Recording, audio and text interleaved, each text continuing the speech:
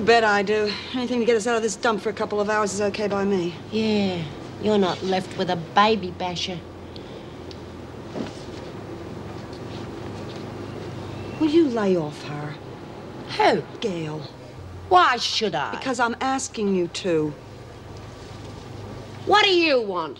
I just come in for some clean rags. Any obs? Factory not working today, eh, girls? Perfectly well. We're only working 3 days a week. We don't go back till tomorrow. Oh, yeah, that's right. Oh, well, better make the most of it while it lasts.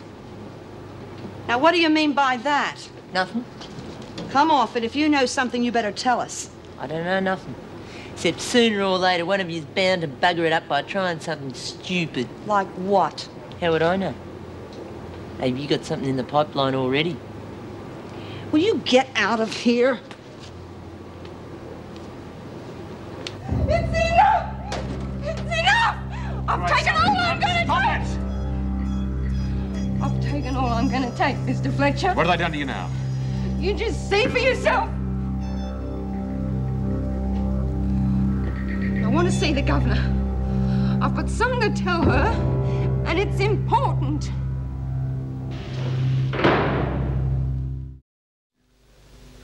Okay, let me know if there's anything I can do. Right, bye. What's up? One of the new inmates got a bit hysterical, but they've calmed her down now. How long's she in for? No, she hasn't been to trial yet. She's on remand for child abuse. What do you reckon she'll get? I'd like to see her being sent for psychiatric treatment, but of course that's up to the courts. Makes my problem seem rather insignificant, doesn't it? I gather from that you didn't have much success with BHP. No. No, Mrs. Jackson's already given me a lecture about believing it was all due to my having a record. I'm afraid I was a bit angry when I first arrived here. Well, obviously you've calmed down now, so have you given any thought to what your next move's going to be? Yeah, some. Can I use your phone? Local or interstate? Local. What's the number? It's in your teletext. Or it should be. My college.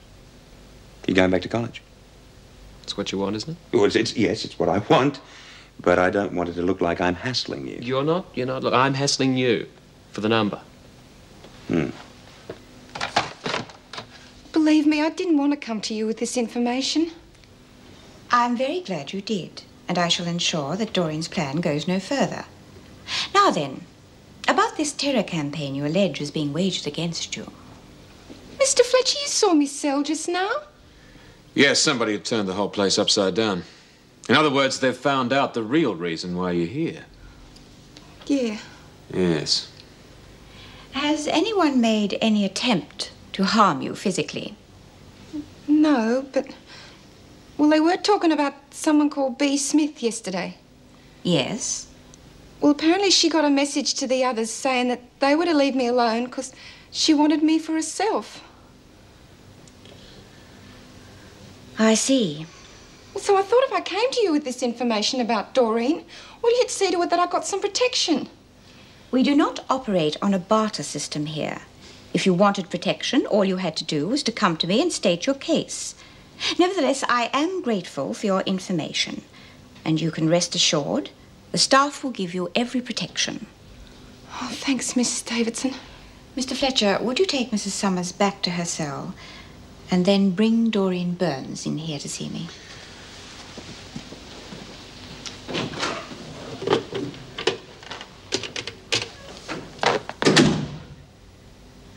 Mr. Reed, Erica Davidson, could you come to my office right away, please? Burns, Oh, yeah, what can I do for you, Mr. Fletcher? the governor wants to see you in her office. And while I'm here, I may as well issue you all with a warning. If anybody attempts to harass or harm Summers in any way, they'll suffer the consequences. You understand? Come on.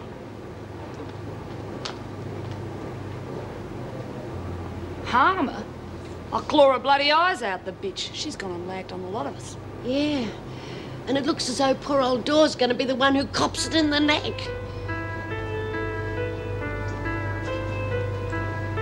Believe that she'd do anything so stupid. What's she got left of a sentence? A couple of months? Doesn't she realize she's placing all of that in jeopardy? I am more concerned that her behavior could have put the entire project in jeopardy, Mr. Reed. Yes, of course. burns, Mrs. Davidson. Well, has Mr. Fletcher explained what this is all about, Doreen? Yes. And do you have anything to say? What can I say? I haven't done anything. Are you denying that you were planning to obtain certain information about delivery contract tenders? And to pass that information on to your husband so that he would have an unfair advantage over other contractors? Yes. Well, no. Look, I did think about what you were talking about, and I did talk about it to a few of the others, but I haven't done anything. Unless there's a law that I don't know about that says you can't even think or talk.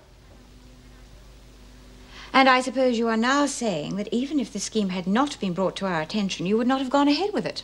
Well, that's hyper thingamy, you know, Mrs. Davidson. Hypothetical? Yeah, that.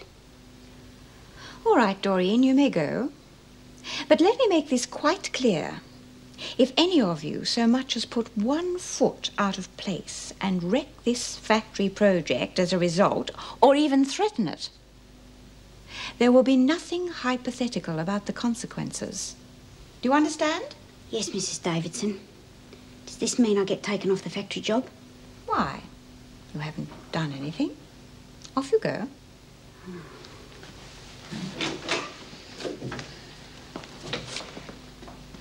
Well, obviously you're keen to see this factory project go ahead. Of course I am. Fine. I'd like to see Nolene Burke being given a chance at it. I am aware of the family's financial problems, Mr. Reed. However, in view of her previous record, I am not fully convinced that she is an ideal candidate for outside work.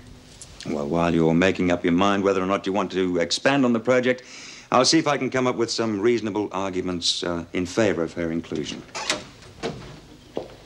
I'm sure you will, Mr. Reed. I'm sure you will. What happened, Dora? Nothing. Nothing? What they want you for, then?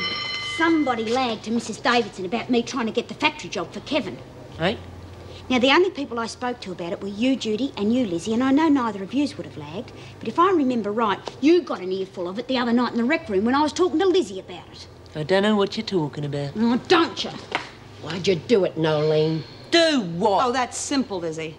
She did it because she wants to be near her family and maybe do a little bit of pilfering for them. Yeah, and the only way she'll get on the factory job is if one of us is taken off it. It's pretty low, you know, Nolene. Puts you just about a half an inch below a snake's belly. Come off it, Doreen. I didn't lag on you. Did they take you off the factory job? No. There you are, then. Yeah, well, it's only because I haven't done nothing yet, but they knew all about it and they knew what I had planned. Hey, wait a sec.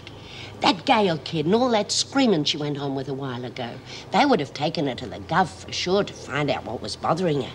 Well, maybe she lagged. No, I don't reckon it was her, Lizzie. Anyway, we're not talking to her. But you can still overhear. Yeah, okay, look. There may be a bit of doubt about who did it. I still reckon it was that bitch over there. And we're going to be watching you, you know, Nolene. And you make one mistake and you're history. Understand? Sure. But I don't make mistakes. So, he's decided to go back to college. Mm-hmm. That's really good, isn't it? Well, let's not start popping the champagne corks just yet. He has an appointment to see the principal tomorrow. He still has to be accepted back by the Board of Governors and all that sort of nonsense. Oh, and what happens if he's turned down? Because he could be, couldn't he? Yes, he could be. It's all pretty uncertain, isn't it? And I have a feeling that Tony's going to have to face up to a lot of uncertainty in the near future.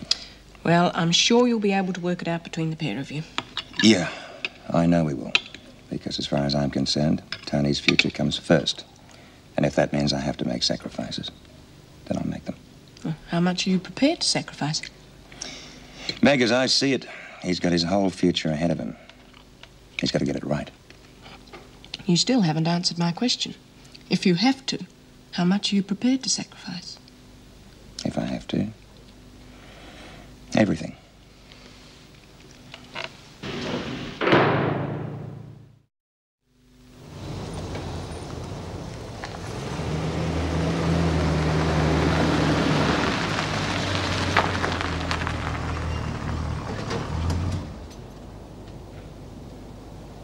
Here we are. Yes. Thank you for the lift. Thank you for inviting me. Oh, don't go yet. Why? Well, I thought we might just sit here and talk for a while. Is there anything in particular you'd like to talk about? Well, the meeting this evening. You know, I had no idea the need for prison reform was so desperate, or so complex. I thought all one had to do was supply work opportunities for the prisoners and their problems would be solved. Rather naive of me, I fear. Naive, yes, but not unforgivably naive. At least you're showing some concern, and the work opportunities you have created do help, believe me. I hope so. There is another reform group meeting